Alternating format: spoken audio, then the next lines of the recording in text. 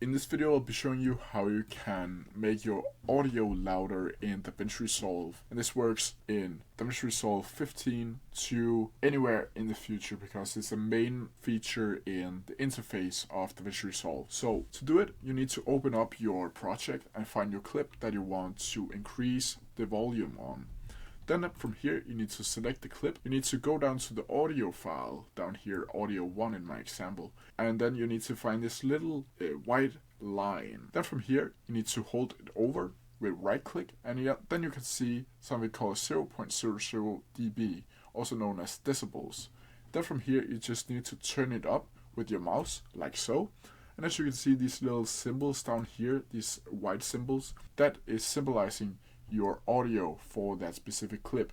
Then you can trim it or clip it if you want to do that. And that is it. If you have any questions about it, please leave them down in the comment section below and I'll try my best to answer them as quickly as possible. See ya!